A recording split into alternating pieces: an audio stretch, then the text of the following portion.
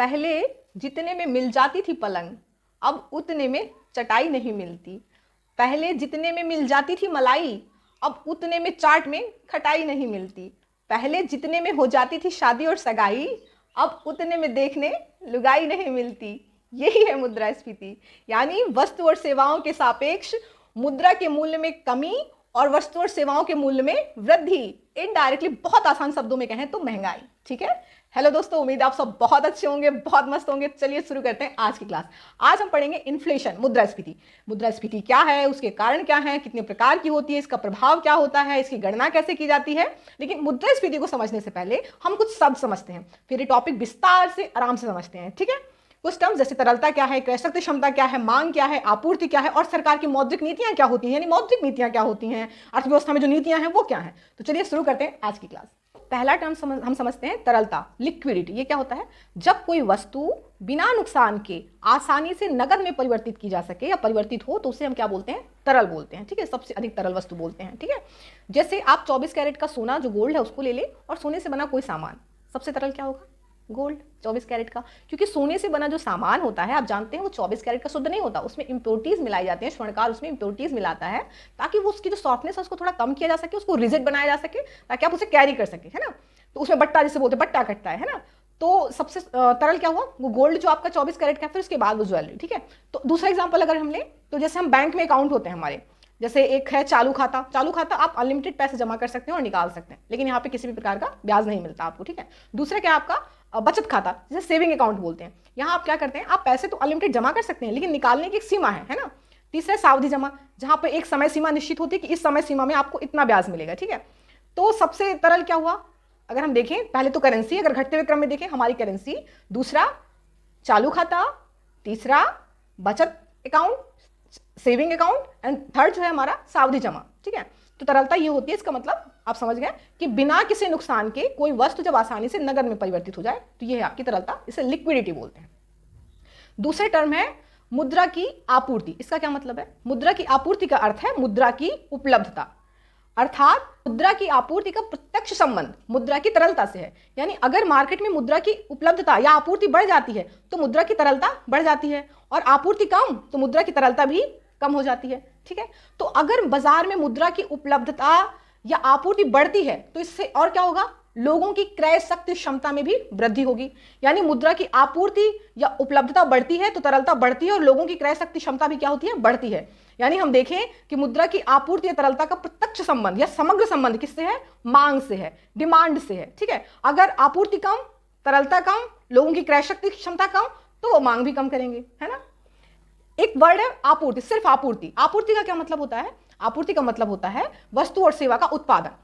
जैसे मुद्रा की आपूर्ति क्या होती है? मार्केट में अगर हम बढ़ जाती है तो वस्तु और सेवा का उत्पादन क्या होता है? यानी बढ़ा है, यानी वस्तु और सेवा का उत्पादन बढ़ा तो आपूर्ति बढ़ी।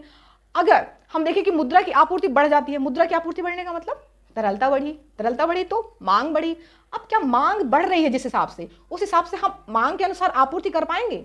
जैसे आपके पास कोई दुकान है, उसके पास समोसे की दुकान है सपोज, ठीक है। आप समोसे लेने गए, अब क्या हुआ? अमूमन उसके पास एक फिक्स्ड कस्टमर, उसको एक लिमिट पता होती है कि मेरे पास इतने ही कस्टमर आते हैं, अमूमन इतना ही लगता है मुझे समोसा, वो उसी हिसाब से बनाता है। अब अचानक से आप उसको अचानक से बोले कि 5000 समोसे चाहिए, क्या वो तुरंत उसको बना के दे पाएगा? नहीं, थोड़ा समय लगेगा। वैसे ही जब कोई चीज प्राकृतिक रूप से उत्पादित होती है, जैसे आप देखें टमाटर का एक समय रेट बहुत बढ़ गया था, प्याज का बहुत बढ़ गया था, तो ऐसा नहीं कि मूल्य बढ़ा तो किसान तुरंत जाकर उसको खेतों में उत्पादित करने लगेंगे, नहीं।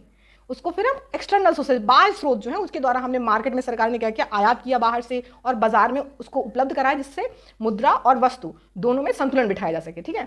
तो इसका मतलब होता है कि जब मांग बहुत तेजी से बढ़ती है और हम आपूर्ति नहीं कर पाते उस तेजी से, तो क्या होती है? वस्तु के मूल्य में क्या हो जाती है? तेजी से वृद्धि हो जाती है। इससे क्या होता है?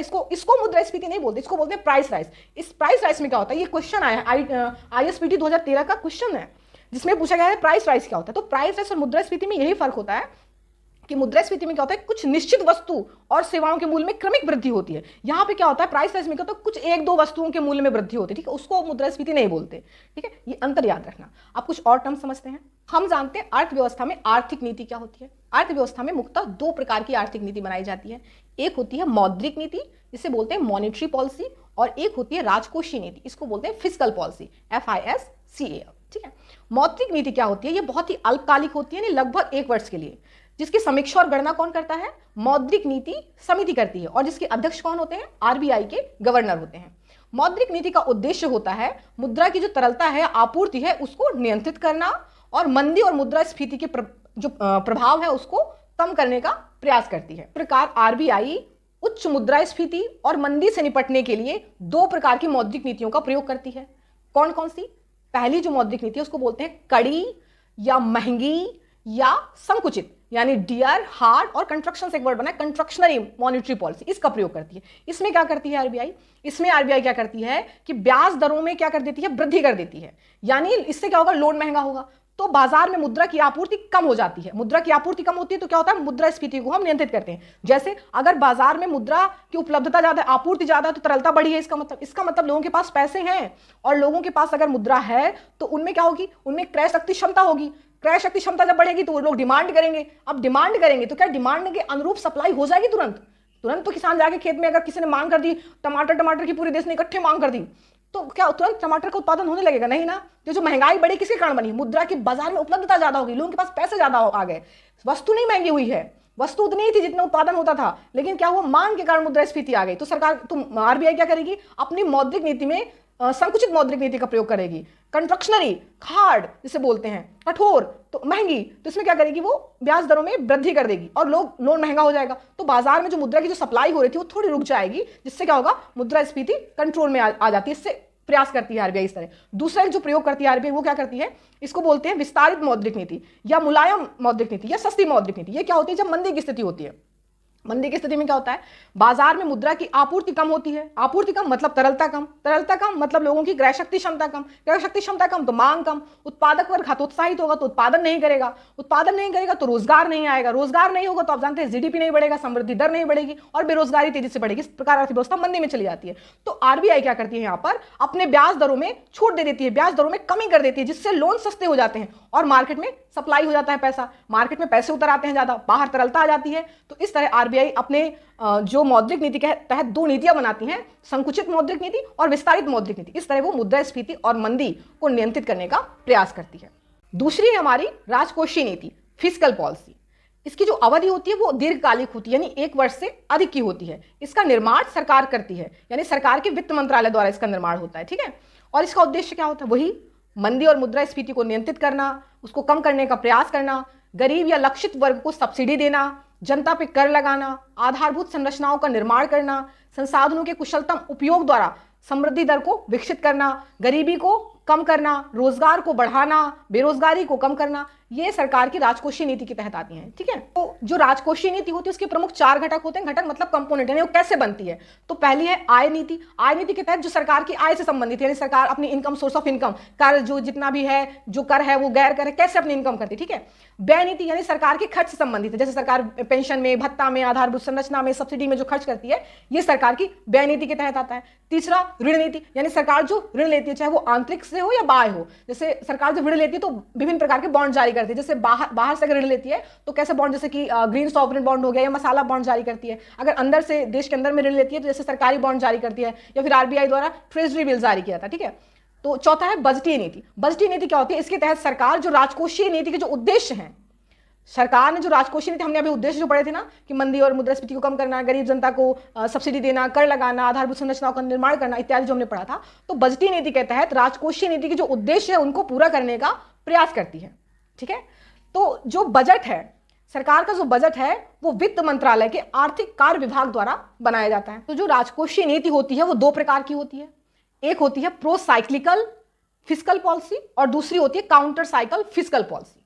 प्रो मतलब होता है साथ साथ और काउंटर मतलब होता है विपरीत। आपने अर्थव्यवस्था में 3 एजेंट पढ़े थे, परिवार, निजी कंपनी और फर्म और सरकार। हमने देखा था अगर मंदी की स्थिति होगी, मंदी की स्थिति का मतलब बाजार में मुद्रा की उपलब्धता कम है, यानी तरलता कम है, लोगों के पास पैसे नहीं है तो मांग नहीं करेंगे, मांग नहीं होगी, डिमांड नहीं होगी तो इन्वेस्टर्स जो होंगे, कंपनी होंगी, उत्पादन नहीं करेगी। इससे क्या होगी? अर्थव्यवस्था मंदी में चली जाती है। तो सरकार क्या करती है?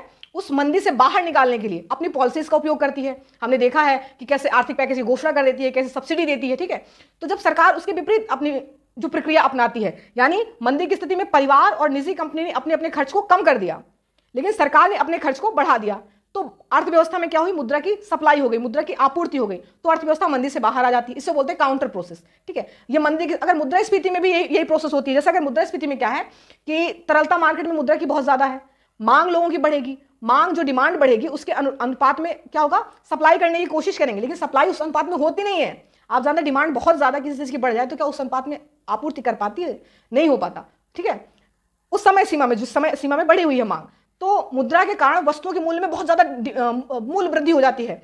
यानी अगर सबको एक बार में अगर किसी वस्तु की डिमांड कर दें तो क्या किसान तुरंत जाकर उसको उत्पादित करने लगेगा, नहीं ना, एक सीमा होगी, तो सरकार को बाहर से मंगाना पड़ेगा। तो सरकार क्या करती है, और तरीका कि जो लोगों के पास पैसे हैं बहुत ज्यादा, क्यों ना हम उन पैसों को खींच लिया जाए, उसकी तरलता को मार्केट में कम कर दिया जाए, तो मूल्य अपने आप नियंत्रित, यानी डिमांड और सप्लाई दोनों बराबर रहेंगे तो संतुलन बना रहेगा। तो सरकार दूसरी पॉलिसी क्या अपनाती है, काउंटर जो पॉलिसी उसको अपनाती है। तो सरकार क्या करती है, अपने खर्च में कमी कर देती है। ये काउंटर प्रोसेस हो गया। मुद्रास्फीति की स्थिति में अपने खर्च में कमी करती है और मंदी की स्थिति में अपने खर्च को बढ़ा देती है सरकार। ठीक है, और प्रो में क्या होता है, साथ साथ, यानी मंदी आई, परिवार और निजी फर्म ने अपने अपने खर्च को कम किया और सरकार ने भी अपने खर्च को कम कर दिया। वही मुद्रास्फीति में परिवार और निजी कंपनी ने अपने खर्च को बढ़ाया तो सरकार ने भी क्या किया, अपने खर्च को बढ़ा दिया। ये होती है आपकी प्रो साइक्लिकल प्रोसेस। तो अगर आप और डिटेल में अच्छे समझें तो जो राजकोषीय नीति है उसके तहत क्या होता है, देखो जो दो प्रकार की जो राजकोषीय नीति है, प्रो और काउंटर। सपोज उच्च समृद्धि दर है, ठीक है, उच्च समृद्धि दर में क्या होगा, सरकार क्या करती है, यानी उच्च समृद्धि दर है, समृद्धि दर अच्छी है, लोगों के पास मुद्रा की मार्केट में सप्लाई अच्छी है, तो सरकार क्या करती है, अपने खर्च को क्या करती है, प्रो के में, और अपने खर्च को बढ़ा देती है, और करों में क्या करती है, छूट दे देती है, कर कम कर देती है। ठीक है, वैसे ही अगर निम्न समृद्धि दर है तो सरकार क्या करती है, प्रो में सरकार भी अपने खर्च को कम कर देती है और ब्याज दरों में क्या करती है, वृद्धि कर देती है। ठीक है, वही काउंटर में क्या करेगी सरकार, काउंटर में क्या करती है कि आप उच्च मुद्रास्फीति उच्च समृद्धि दर है, अब उच्च समृद्धि दर है, सरकार क्या करेगी, अपने खर्च को कम कर देती है और ब्याज दरों को बढ़ा देती है, क्योंकि परिवार और निजी कंपनियों के पास अभी खर्च है, मार्केट में मुद्रा की सप्लाई संतुलित है। ठीक है, तो संतुलन को बनाए रखने के लिए। वही अगर मंदी की स्थिति है तो मंदी की स्थिति में क्या करेगी सरकार, अपने खर्च को क्या करती है, बढ़ा देती है, और जो कर है उसमें क्या करती है, छूट कर देती है, उनमें कमी कर देती है। ठीक है, तो ये होता है प्रो और काउंटर प्रोसेस। ओवरऑल इतना है कि अगर मार्केट में मंदी की स्थिति है अर्थव्यवस्था में तो सरकार क्या करती है, अपने खर्च को बढ़ा देती है ताकि मुद्रा की सप्लाई हो, और मुद्रास्फीति की स्थिति है तो सरकार क्या करती है, अपने खर्च को कम कर देती है ताकि मुद्रा की जो तरलता है उसमें कमी आए। ठीक है, ये है आपकी काउंटर फिस्कल पॉलिसीज। ठीक है, इस प्रकार जो मौद्रिक नीति होती है और राजकोषीय नीति दोनों ही अर्थव्यवस्था में मंदी और मुद्रास्फीति को नियंत्रित करने का प्रयास करती हैं, कार्य करती हैं। ठीक है, लेकिन मौद्रिक नीति अधिक प्रभावशाली होती है। ठीक है, लेकिन जॉन कीन्स जो अर्थशास्त्री समष्टि अर्थशास्त्र के जनक है, हमने आपको पढ़ाया था, जॉन कीन्स बोलते हैं कि राजकोषीय नीति बहुत कारगर होती है। राजकोषीय नीति कैसे, उन्होंने, आप जानते हैं कि व्यय, जब जीडीपी की गणना होती है तो एक व्यय विधि थी, एक्सपेंडिचर मेथड, जिसमें आपने एक फॉर्मूला पढ़ा था, y बराबर c प्लस आई प्लस जी प्लस एक्स माइनस एम। तो जॉन कीन्स कहते हैं कि जो सरकार राजकोषीय नीति के तहत क्या करती है कि आप जानते हैं कि जब मंदी की स्थिति होती है तो परिवार और जो निजी कंपनी है वो अपने खर्च को मंदी की स्थिति में कम करती है, तो सरकार काउंटर प्रोसेस के तहत अपने खर्च को बढ़ा देती है, तो इससे अर्थव्यवस्था संतुलन में आ जाती है। वहीं आप उच्च मुद्रास्फीति की स्थिति में यही करती है कि परिवार और निजी कंपनी के खर्च, यानी तरलता अधिक मार्केट में आ गई, उनके खर्च अधिक हैं, तो सरकार क्या करती है, अपने खर्च को कम कर देती है, इससे अपनी अर्थव्यवस्था और मंदी में जो अर्थव्यवस्था में जो मंदी और मुद्रास्फीति को संतुलित करती है। ठीक है, तो अब जानते हैं कि मुद्रास्फीति या इन्फ्लेशन है क्या। जब निश्चित वस्तु एवं सेवाओं के मूल्य में क्रमिक रूप से वृद्धि होती है जिससे मुद्रा के मूल्य में कमी आती है, यानी मुद्रा की क्रय शक्ति क्षमता कम होती है, तो इसे हम क्या बोलते हैं, मुद्रास्फीति। उदाहरण के लिए सपोज 2000 मान लो कि 2024 में 2 रुपए किलो टमाटर थे। ठीक है, तो आप 10 रुपए में कितने टमाटर खरीद पा रहे थे, 5 किलो टमाटर। ठीक है, 2 पंचे 10, 5 किलो टमाटर। लेकिन अभी वही टमाटर कितने में है, 5 रुपए किलो, तो आप कितना खरीद पा रहे हैं, 2 किलो टमाटर, यानी रुपए उतने ही हैं। 10 रुपए तब भी थे, 10 रुपए अब भी हैं, रुपए उतने ही है, लेकिन रुपए के मूल्य में क्या हो गया, कमी हो गई। पहले आप जितना खरीद पा रहे थे अब आप उतना नहीं खरीद पा रहे, यानी रुपए के मूल्य में क्या हो गई, कमी आ गई, यानी रुपए की क्रय शक्ति क्षमता क्या हो गई, कम हो गई। इसी को हम बोलते हैं मुद्रास्फीति। मुद्रास्फीति के परिणाम स्वरूप क्या हुआ, आप देखते हैं कि मार्केट में मुद्रा की उपलब्धता, तरलता बढ़ी, आपूर्ति बढ़ी, तरलता बढ़ी, तरलता बढ़ी, मांग बढ़ी, मांग के सापेक्ष आपूर्ति नहीं हो पाई, आपूर्ति में कमी आ गई, यानी उत्पादन में कमी हुई, तो क्या हुआ, वस्तु और सेवा का जो मूल्य है वो क्या हुआ, हमारा बढ़ गया, और मुद्रा के मूल्य में कमी आ गई। ये मुद्रास्फीति के परिणाम स्वरूप होता है। अब मुद्रास्फीति का कारण क्या होता है, मुद्रास्फीति आती क्यों है, होती क्यों है मुद्रास्फीति। मुद्रास्फीति के कारण से संबंधित IS PT 2022 में प्रश्न आया था। ठीक है, तो मुद्रास्फीति के जो कारण है वो क्या है, एक मांग जनित या प्रेरित मुद्रास्फीति, डिमांड पुल, और एक होता है लागत जनित मुद्रास्फीति, आयातित मुद्रास्फीति, या रुपए का मूल्य ह्रास या अवमूल्यन। ठीक है, मूल्य ह्रास। ठीक है, ये मुद्रास्फीति के 4 कारण हैं प्रमुख। ठीक है, तो पहले हम जानते हैं कि मांग जनित मुद्रास्फीति क्या है। मांग जनित मुद्रास्फीति में क्या होता है कि जब मांग के कारण मुद्रास्फीति होती है, यानी मार्केट में मुद्रा की आपूर्ति तरलता इतनी ज्यादा है कि लोगों के पास पैसे हैं और पैसे होंगे तो परचेसिंग पावर उनकी बढ़ गई, अब वो डिमांड कर रहे हैं तो उस अनुपात में वस्तु और सेवा की सप्लाई ना होने के कारण, उत्पादन ना होने के कारण क्या होता है, वस्तु और सेवा का मूल्य बढ़ जा रहा है। तो यहां पे वस्तु और सेवा का जो मूल्य बढ़ रहा है वो क्यों बढ़ रहा है, मांग ज्यादा हो गई है ना, यानी मुद्रा की आपूर्ति इतनी ज्यादा थी कि लोगों ने बहुत ज्यादा डिमांड कर दी, तो इसको बोलते हैं मांग जनित मुद्रास्फीति। दूसरा हमने बोला कि लागत जनित मुद्रास्फीति। लागत जनित मुद्रास्फीति का संबंध ये इस तरह होता है कि जब वस्तु और सेवा का जो लागत है, जो कारक लागत है, जब वही महंगा पड़े, यानी सपोज किसान ने गन्ना उगाया, अब सरकार ने क्या किया, एफआरपी की जब घोषणा की तो सरकार ने एफआरपी की घोषणा ज्यादा कर दी। अब मिल मालिक जब गन्ना का अधिग्रहण करेगा तो चूंकि उसने गन्ने का अधिग्रहण ही महंगा किया है तो क्या करेगा, वो जो चीनी बनाएगा वो चीनी महंगी बेचेगा। अब जो चीनी है जो मार्केट में जाएगी उससे जितनी भी सामान बनेंगे चीनी से, मिष्ठान के, वो सब क्या होंगे, महंगे होंगे। तो क्या है, आपकी लागत जनित मुद्रास्फीति है।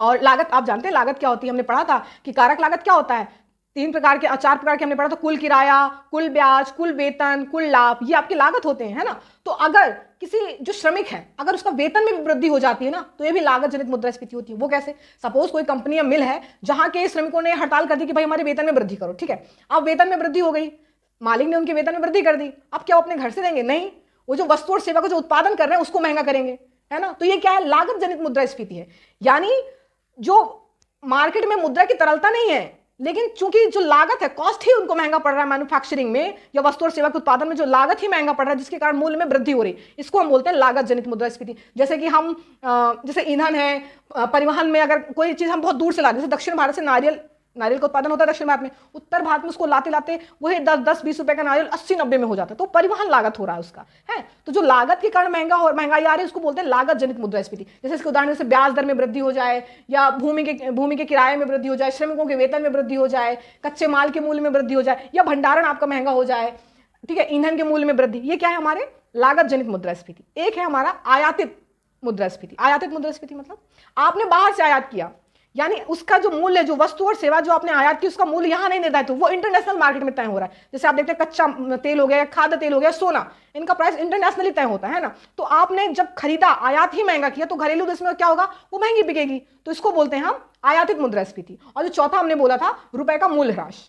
रुपए का मूल्य ह्रास का मतलब होता है कि डॉलर के सापेक्ष जब रुपए के मूल्य में कमी आती है, गिरावट आती है। सपोज कुछ समय पहले जो रुपए था, एक डॉलर खरीदने के लिए हम 80 रुपए देते थे, अभी वर्तमान में हम कितना दे रहे हैं, $1 खरीदने के लिए हम 86 रुपए 37 पैसे दे रहे हैं, 86 रुपए 37 पैसे दे रहे हैं, है ना। तो डॉलर के मुकाबले रुपए के मूल्य में कमी होना, इसको बोलते हैं मूल्य ह्रास या अवमूल्यन, डिवैल्यूएशन। लेकिन अवमूल्यन थोड़ा सा डिफरेंट है। अवमूल्यन डिफरेंट कैसे है, अवमूल्यन सरकार जानबूझ के करती है। अब जानबूझ के क्यों करेगी, ये हम अलग से पढ़ेंगे कि मूल्य ह्रास क्या होता है या अवमूल्यन क्या होता है, लेकिन अभी इतना समझें कि इसलिए किया जाता है कि ताकि हम निर्यात को बढ़ा सकें। और कभी कभी क्या होता है कि जो विदेशी हैं, जो बाह्य स्रोत हैं, अगर वो आपको लोन देते हैं, कर्ज देते हैं, तो क्या करते हैं, वो चाहते हैं कि आप मुद्रा का अवमूल्यन करें, जिससे क्या हो, जब वो इंटरेस्ट प्राप्त करें तो वो ज्यादा से ज्यादा आपसे इंटरेस्ट प्राप्त कर सकें, ठीक है। तो भारत में ये सिर्फ 3 ही बार हुआ है, 1949, 66 एंड 1991 में, ठीक है। तो हम देखते हैं कि जो मुद्रास्फीति के कारण हैं वो प्रमुख 4 कारण, जैसे कि मांग आधारित, लागत आधारित, आयातित और रुपए का मूल्य ह्रास, ठीक है। नेक्स्ट हम समझते हैं मुद्रास्फीति की गणना कैसे की जाती है, ठीक है। तो मुद्रास्फीति की जो गणना होती है वो मासिक आधार पर की जाती है, और भारत में एनएसओ करता है। पहले जो सीएसओ करता था, एनएसओ, आप जानते हैं कि सीएसओ और एनएसएसओ को मर्ज करके एनएसओ बनाया गया, ठीक है। तो एनएसओ करता है, और भारत में एनएसओ जो मुद्रास्फीति की जो गणना करता है वो मुख्यतः 3 पद्धतियों द्वारा करता है, बिंदु दर बिंदु पद्धति, पॉइंट टू पॉइंट मेथड, और एक होता है औसत वार्षिक दर, और तीसरा है आधार प्रभाव यानी बेस इफेक्ट, ठीक है। तो बिंदु दर बिंदु पद्धति क्या होती है कि जब मुद्रास्फीति की गणना, जैसे अभी हम 2000 क्या चल रहा है 25, ठीक है, तो 2025 के जून की जब गणना हम पिछले 2024 के जून महीने से करते हैं, यानी जब मुद्रास्फीति की गणना उस वर्ष के, किसी वर्ष के माह के सापेक्ष उसके पिछले वर्ष के माह के सापेक्ष की जाती है, सेम माह।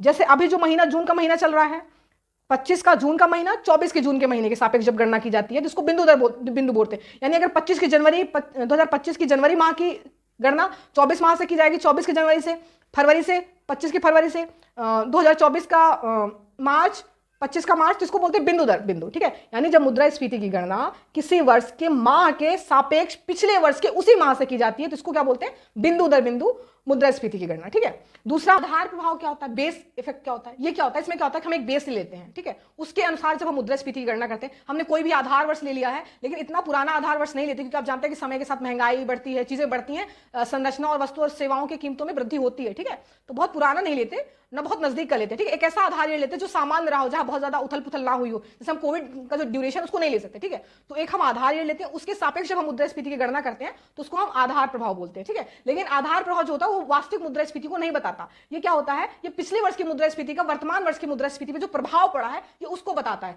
जबकि बिंदु दर बिंदु मुद्रास्फीति वो एक्जैक्टली मुद्रास्फीति का प्रभाव बताती है कि मुद्रास्फीति कितनी हुई है। जबकि ये क्या करता है कि जैसे आपका बेस ईयर था, ठीक है, किसी बेस ईयर में मुद्रास्फीति कम थी, अब उसके अनुसार महंगाई ज्यादा हुई, तो उस वक्त महंगाई कम थी, सपोज 2% थी, अब 4% हुई, तो ये बहुत ज्यादा बढ़ा के दिखाएगा, ठीक है। इसको हाई बेस इफेक्ट बोलते हैं। अगर पिछले साल बहुत ज्यादा मुद्रास्फीति रही होगी, जो आपका बेस इफेक्ट था उस वक्त बहुत ज्यादा मुद्रास्फीति रही होगी, लेकिन वर्तमान में मुद्रास्फीति इतनी ज्यादा नहीं है, महंगाई इतनी नहीं है, ठीक है, अगर उसके सापेक्ष थोड़ी सी भी महंगाई बढ़ रही है तो वो उस महंगाई को उतनी महंगाई बताएगा ही नहीं, वो बोलेगा महंगाई ही नहीं है, ठीक है। तो बेस इफेक्ट के अकॉर्डिंग जब हम मुद्रास्फीति की गणना करते हैं तो उसको बोलते हैं आधार प्रभाव, यानी उस पे जो मुद्रास्फीति जो हम गणना कर रहे हैं उस पे उसका आधार का प्रभाव दिख रहा है, यानी मुद्रास्फीति स्तर, यानी समान महीने में, इसमें क्या होता है समान महीने के मुद्रास्फीति स्तर के साथ जब हम मुद्रास्फीति की गणना करते हैं, ठीक है, तो इसको हम बोलते हैं आधार प्रभाव। और औसत वार्षिक दर में क्या होती है, जब हम औसत वार्षिक दर में जब हम मुद्रास्फीति की गणना करते हैं तो कैसे करते हैं कि प्रत्येक माह की जो कुल मुद्रास्फीति होती है उसको जोड़ के हम 12 से डिवाइड कर देते हैं, तो इसको बोलते हैं औसत वार्षिक दर, ठीक है।